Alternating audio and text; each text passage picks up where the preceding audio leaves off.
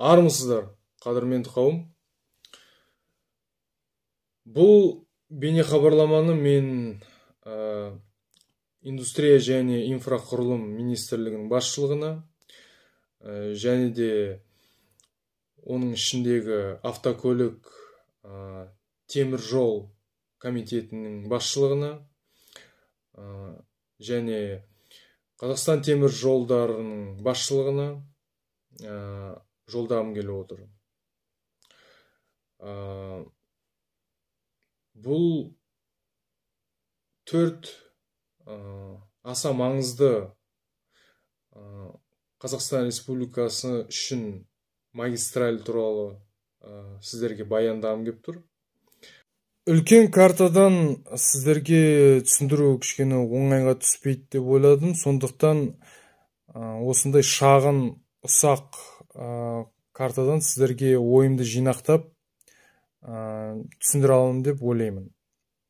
Жаңағы жобамдағы айта кеткен төрт магистральдің ең ірісі және ең маңыздысы бұл орталық Қазақ магистралі.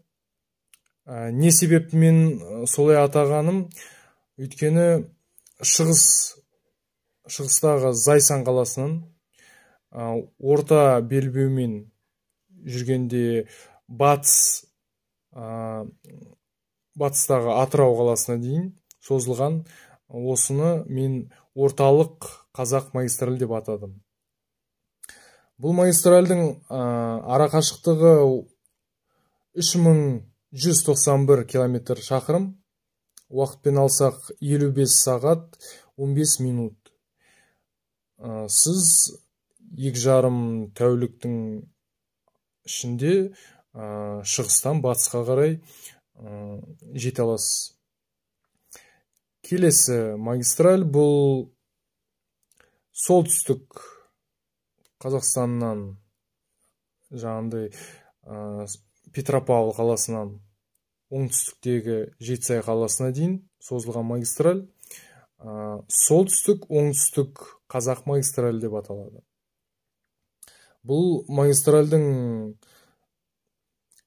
қашықтығы 2135 километр шақырым,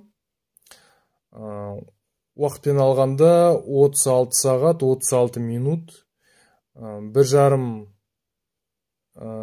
немесе 1 тәуліктің ішінде сіз солтүстіктен оңтүстікке жете аласыз.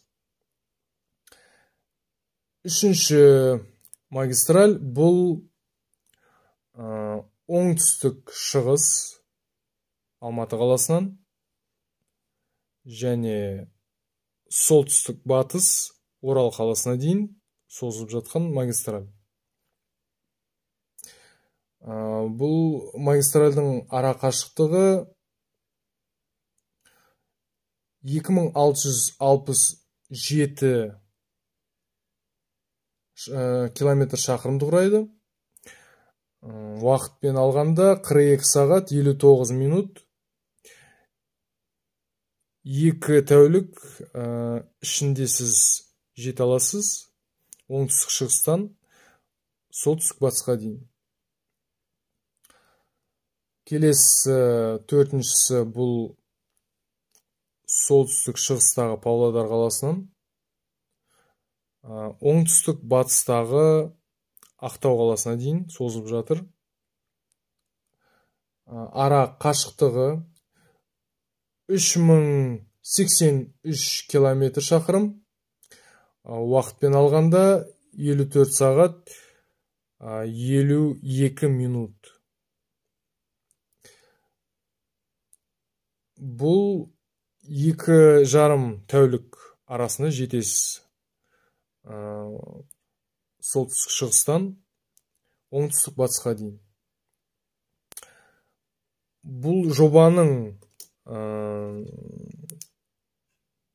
келешекте осы Қазақстан Республикасының инфрақұрылымына және осы коммуникациясына, логистикасына, көлік қатынасына өте жаңағындай